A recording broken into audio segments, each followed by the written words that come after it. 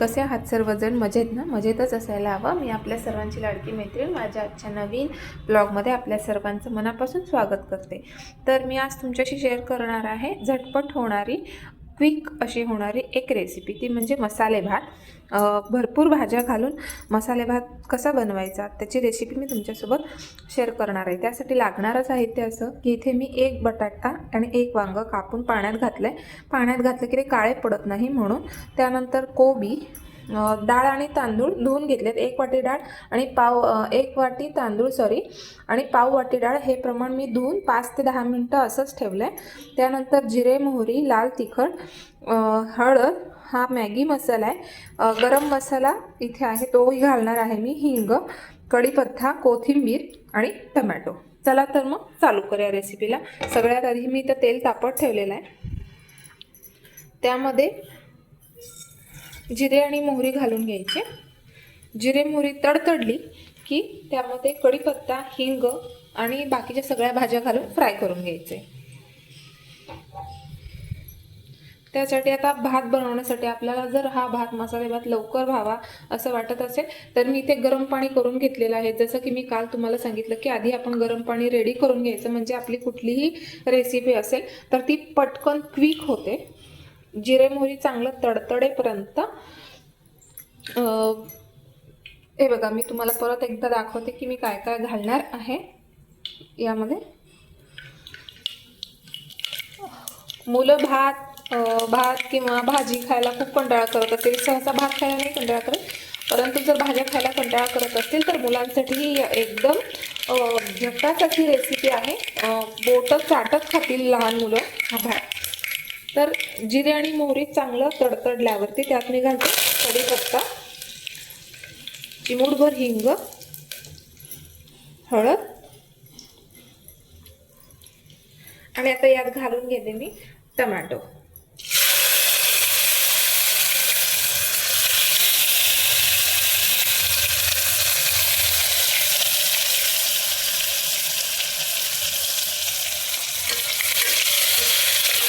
छान परतून घ्यायचं 1 ते 2 मिनिट.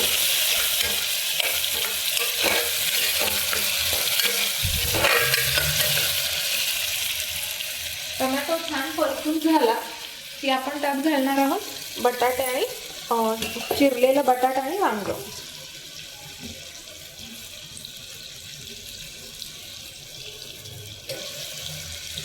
या पद्धतीने घालून घ्यायचं. चिरलेला बटाटा आणि वांग घालून घेतलं, तेही छान फ्राय करून घ्यायचं 1 ते 2 मिनिट. या पद्धतीने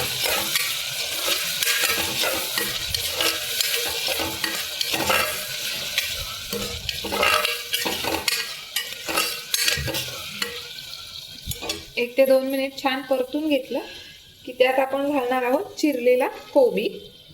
तुम्ही यामध्ये कॅप्सिकम घालू शकता, ॲड करू शकता, गाजर ॲड करू शकता. ज्या तुम्हाला भाज्या कुठल्या आवडत असतील त्या तुम्ही ॲड केल्यात तरी चालेल.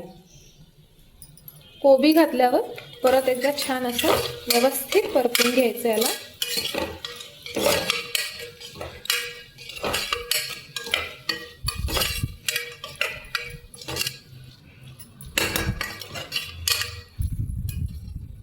छान परतून घेतलं की आता आपण यामध्ये घालणार आहोत मसाले. एक मॅगी मसाल्याचं मी पूर्ण पाकिट वापरलं इथे, कारण माझ्या मुलीला मॅगी मसाला खूप आवडतो म्हणून मी हा भातात सुद्धा ॲड करते. आता मॅगी मसाल्याचं एक पाकिट 5 रुपयाला मिळतं, ते एक पाकिट मी ॲड केलेलं इथं. लाल तिखट तुमच्या चवीनुसार, हे बॅडगीचं तिखट आहे त्याच्यामुळे मी जरा जास्तच वापरते. लाल तिखट, मॅगी मसाला घातलाय.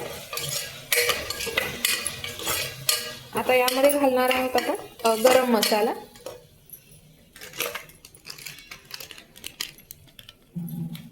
गरम मसाला आणि किचन किंग मसाला वापरणार आहोत आपण. तुम्हाला जर स्पायसेस खायला जास्त आवडत नसतील तर तुम्ही ज्या वेळेला फोडणीमध्ये कढीपत्ता भाज्या टाकून घेतो त्यावेळेला एखादी मिरची घातली तरी चालेल. मग तुम्ही तिखट आणि मसाले स्किप करू शकता. किचन किंग मसाला आणि गरम मसाला मी इथे ॲड केलेला आहे.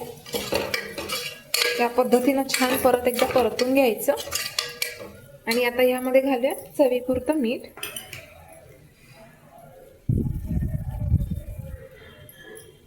चवीपुरतं मीठ घालून घ्यायचं इथे आणि परत एकदा व्यवस्थित मिसळून घ्यायचं.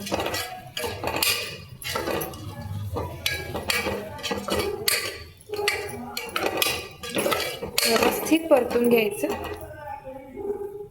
व्यवस्थित परतून झाल्या की त्यामध्ये धुतलेला डाळ तांदूळ घालायचे. डाळ तांदूळ धुवून एक 5 ते 10 मिनिटासाठी पाणी निथळून तसंच ठेवून द्यायचे. ज्यावेळेला आपण आपल्या सगळ्या भाज्या थोड्या शिजत आल्या की आपण त्यात डाळ तांदूळ घालायचा आणि व्यवस्थित असं मिक्स करून घ्यायचं या पद्धतीने. आता आपण यात घालणार आहोत गरम पाणी. आता मी गरम पाणी केलेलं होतं ते मी याच्यात मिक्स करून घेते.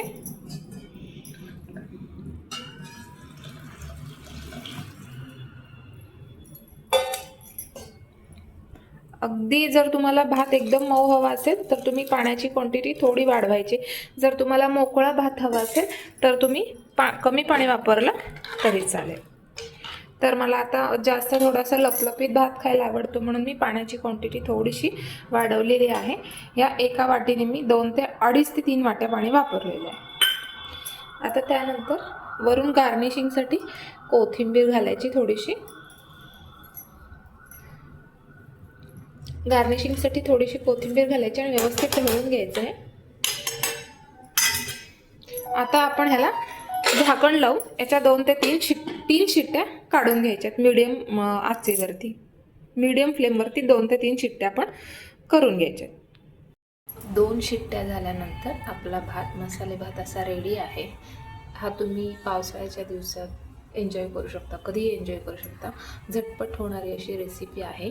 यासोबत तुम्ही साईड डिश लोणचं, कोशिंबीर, मसाला मिरची, पापड काहीही एन्जॉय करू शकता यासोबत तुम्ही.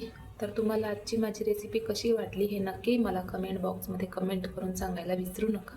आणि माझ्या चॅनलला सबस्क्राईब करायला विसरू नका. चला तर मग भेटूया आपल्या पुढच्या व्हिडिओमध्ये. तोपर्यंत सगळ्यांना टाटा बाय बाय.